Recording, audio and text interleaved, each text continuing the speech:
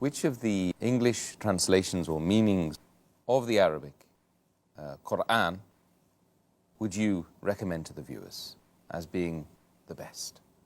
There are many English translations of the Quran. As I mentioned, Quran has been translated in most of the major languages of the world. As far as English is concerned, in our foundation, Islamic Research Foundation, we have more than 50 different translations of the Quran only in English language. The best overall, amongst all the English translations, there are a few. One of them is the Sahih International. This is the copy. The Sahih International. It is translated just a few years ago. It was translated by 3 American ladies. These 3 accepted Islam. And alhamdulillah, they have referred to various previous translations. And this is authentic translation.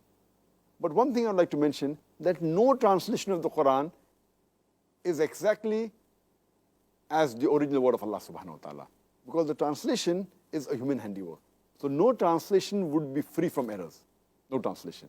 It can come closer to the meaning of the Quran, but because the translation is the work of a human being, it can come nowhere exactly the same as the Arabic Quran. But amongst the one that we have in English language, Sahih International is one of the good ones. The translation is authentic, alhamdulillah. But naturally, as I mentioned, that there's bound to be a few errors. The other one, which is overall good, and which I recommend, is the translation by Abdullah Yusuf Ali. Abdullah Yusuf Ali spent more than 40 years only in translating the Quran. And overall, I say that if you want to give to a non-Muslim, the translation overall is good.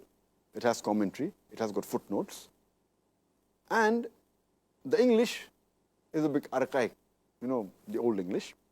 The, thou, ye, which most of the people don't like, but actually it's closer to Arabic.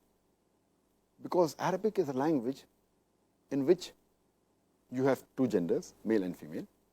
And numbers you have 3, singular, dual, and plural. So in English language, if I have to say you, whether it's a male or a female, I use you. Whether it's a single person or 2 persons or more than 2, I use the same you. For 6 different people, whether single, dual, or plural, whether male or female, I use the same you. But in Arabic, for a male single person is a different you, anta. For a female single person, it's anti. Similarly, dual for male, female is separate. Plural, more than 2, male, female is separate. That's 6 different yous. So in this archaic English, instead of you, they have e, thee, thou, which is closer to the Arabic. But it's difficult for those who aren't used to this English. It's difficult. But there are people who have simplified this English of Abdullah Yusuf Ali. And they've taken out this ye and thou and made it into you, etc. But overall, this translation is very good. But again, it has some errors, which are cross errors. You should be aware of it. These errors are cross.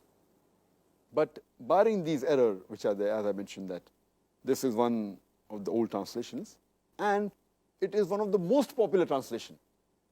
There have been tens or maybe hundreds of millions of copies